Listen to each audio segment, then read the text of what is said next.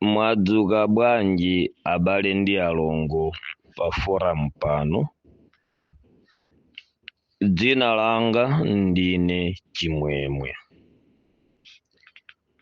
Chamukomera Mulungu kuti ena mwa inu pamene ndikulankhula pamunena kuti ndimvereko audio imeneyi. Ine kucha kwa lero kuno kubwera kwanga ndabwera pa nkhani zimene alankhula bambo Boni Kalindo kuti ndizathirirepo mang'ombe. Ndi nkhani imene alankhula bambo Ntanyiwa ndi bambo Bakiri Muluzi TV. Ndikhazikikanso kwambiri pa chimene ndayambirira chonena kuti bambo Boni Kalindo ndipo aneneratu chimene ndikugwirizana nacho. Ndi ulamuliro wa Tonse Alliance motsogozedwa ndi abambo Achakwera umene udapeza sponsorship yonena kuti iwathandize azipanga mademo kuti mpaka na chisankho chibwerezedwe. Sata adapereka mabiliyoni kuchokera ku makhoti kwa asilikali akuluakulu ndi ena ku polisi, nyumba zowulutsira mawu, achina Tambo, Gift Trapency ndi mabungwe ena amene amathandizira kupanga zionesero nthawi imeneyo, ndipo zioneserozo zimachitika pafupifupi tsiku ndi tsiku mpaka na even amene amafuna kuteteza anthu amene akupanga zionesero ndi amene akufuna kuzasokoneza zionesero nthawi imeneyo adafika potopa. Koma chifukwa cha ulamuliro ochokera kwa akuluakulu awo ndidaonapo ine ndikukhulupirira ku mademo aku Blantyre pamene azikwanje ankafuna kusokoneza mademo mu ulamuliro wa DPP. Apolisi nkumafuna kuyikira kumbuyo azikwanjewo ndipo adaumbuzidwa ndi asilikali. Apolisi aja nkwauza kuti musiye azikwanjewa sitikuafuna, tikufuna anthu amene akufuna apange mademo. Ufulu umenewo asilikali kugwira ntchito bwino. Lero Akalindo abweranso ndi mawu atatha kupepesa pa zimene adachita pamene ankaona ngati kuti chati mbechi chapya chisadapye nthawi imeneyo, ndipo ndi munthu yekhayo amene wakhalapo ku DPP nkumayidzudzula DPP yo iye ali momwemo.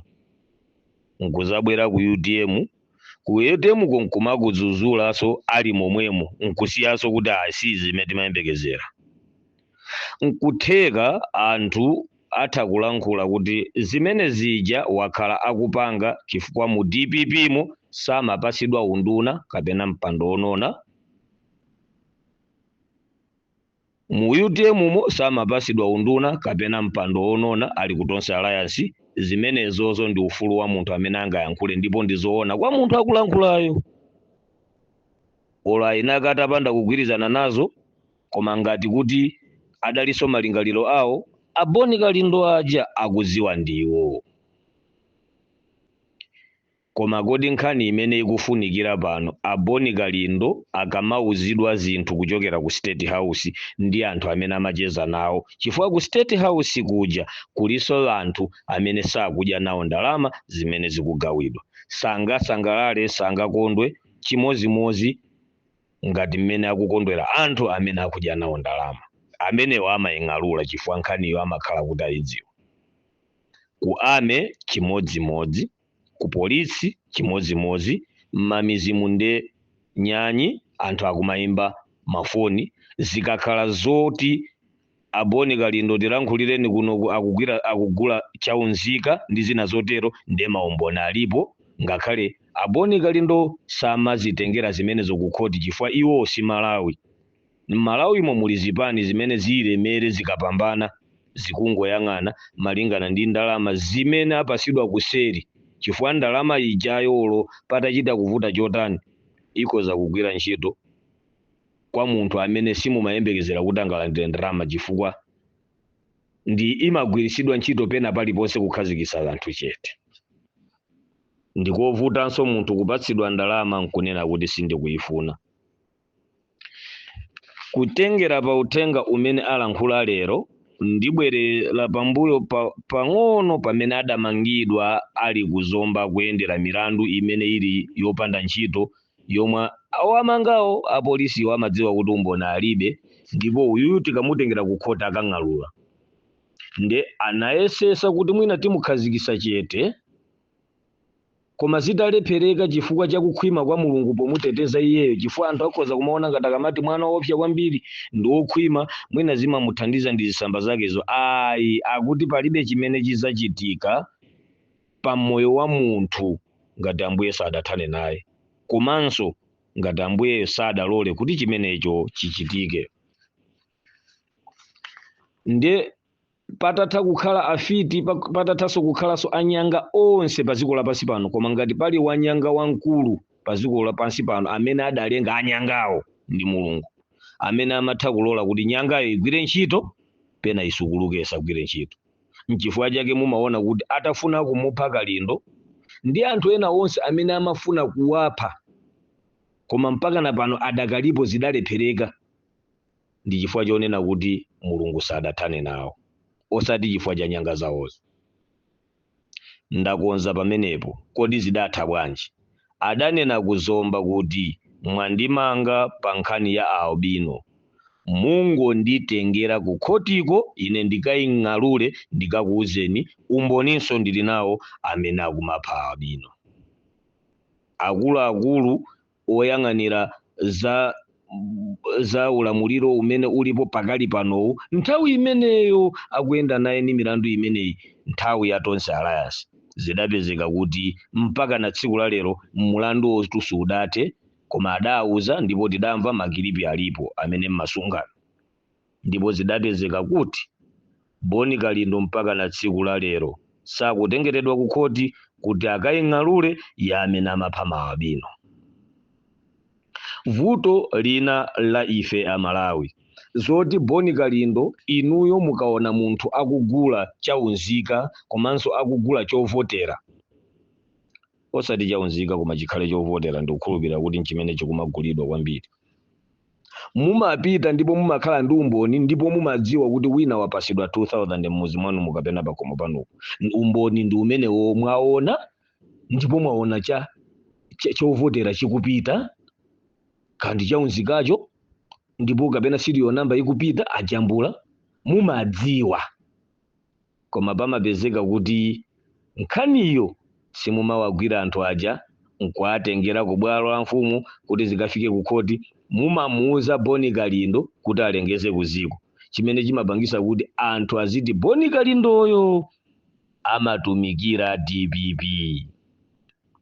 Samanena kuti akanena zabwino kapena akachemerera UDF kapena akachemerera MCP kapena akachemerera UTM akutumikira zipani zimenezo. Ayi, koma chifukwa choti uphungu wake adagwira ntchito mu DPP, nkuchoka mu DPP kupita mu UTM, nkuchoka mu UTM nkungofika pamene ali paja pomango ng'alula wina aliyense, koma anthu amayang'ana route amati Kalindo akuyimira DPP. Maganizo abwino zedi ameneyo ndi ulere, palibe amene amalandira nawo ndalama akalankhula kuti awa akuyimira DPP zimathera pamenepo.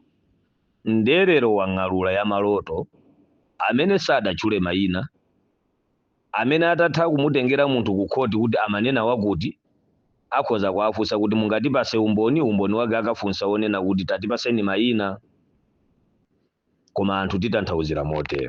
Monga ngati ine nditanthauzira kuti Kalindo mene paja amanena atupete muluzi walandira 10 billion, amanena akabambe alandira 10 billion, ndi amene akukokomeza kuti ayima paokha. Enawo mwachula inuyo amene atumidwawo, chifukwa ena akhoza kukhala ngati anankhumwa ndi kakuyambira kale za 10 biliyoni zoti zisiye paja amatumikira amathandizira mfumu kulezera. Ndi panopo nzosadabwisa ndi umphawi umene uli kunjaku akupanga rani chipani alibe kena kalikose nkamene angapasidweko nkuwauza kuti ukayime pawekha ugawe mavoti poti uli ndi anthu chakumwerako amenenso amakutsata. Izozo ndi zochitika ola akadapanda kulota a DC. Nde kwa anthu ngati ine amene tikuti aboni kalindo wa maloto awo akunena anankhumwa akabambe komanso atupere muluzi, tisalimbane ndi kubwera pano lero ndi audio ndi kuwatukwana aboni kalindo. Tingonyamuka mama uno kukaja bwino lomwe kupita pa polisi imene tili nayo pafupi kukamusumira boni kalindo kuti wanena bodza, akapite kumene kuja akapange proof bozalo. Koma tikamalira pano kuti amutuma a DPP zitheraso pompano. Tikalira panopo amene titalire tinena kuti amutuma a DPP, a UDF tinena kuti amutuma a DPP, a UTM tinena kuti amutuma a DPP, chifukwa DPP yo imene ikugendedwa ndi mtengo umene wabereka zipaso zambiri zimene zikupangisa kuti zikhale chiopsezo kwa ulamuliro umene ulipowu. Ndipo onedwa mtengo umenewu anthu akugendamo cholinga chonena kuti agwesemo zipaso zijanyambite. Ndiye mama uno ndikuyamikireni nonse amene mutabwere mutatha kumvesera the DC pa zimene mutalankhule, chifukwa sindimvera zonse koma zina ndimvera. Koma pempho langa ndilongonena kuti wapempha kale kuti otukwana mutha kumutukwana ndipo mutukwanadi. Koma chofunika kuti munthu amene ngati mukuona kuti maloto ake wandifonkongo kapena timati fake abodza, nyamukani mupite pa polisi imene muli nayo pafupi nde akatsimikizire kuchokera pamiyambi adayamba pa milandu adayamba kumunamizira akuti aba magesi apanga izi zambiri zonse zija mpaka na tsiku la lero palibe mulandu umodzi umene wapezedwa olakwa olwasengedwa adi ankafuna kumukhazikitsa chete. Zimene zimangotsimikizira kuti akunenazo ndizoona, akuziwa kuti akawang'alula kumene kuche ndipo akawauza kuti adandiuza ndi wakuti ku State House komweko, adandiuza ndi wakuti ku area 30, adandiuza ndi wakuti ku polisi ku area 3. Nchifukwa chake imangothera mmazira moti pomaliza amene uja akamazalandira ndalama chifukwa cha ma unlawful arrest. Mulamuliro wina wa Mulungu akazamusunga pamene anthu azasimikize kuti zimene amanena aboni kalindo zija ndizoona. Aboni kalindo aja ndi munthu, sikuti zina sanganame kapena sangapereke information yolakwika. Amauzidwa samafika monse muja, mwina amafika nkuona okhani maso. Koma pa zimene amauzidwazo reporting ikhoza kukhala yolakwika nkupasidwa wrong information, ndipo amabwera nkuzanena kuti otipasawo adatipasa wrong information zoona zake ndizi pepani kapena zidayenera kutere. Koma amene samakhulupirira zimene amanena aboni kalindo aja antanyiwa ndi wabakiri muluzi. Chonde mama wa uno pempho langa a UDF ndi amene mutabwera ambiri a UTM mukhoza kubwera koma osaonekera, ngakhala atakhala a DPP amene kandi a MCP mukabwera pa group pano kuti timvere nawo. Musavutike ndi kunena kuti aboni kalindo aja akunama kapena akunena zoona. Kungonyamuka kupita pa polisi imene muli nayo pafupi kukawatsekulira mulandu akanenere konko. Ambuye akudalitseni, mukhale ndi mama wabwino.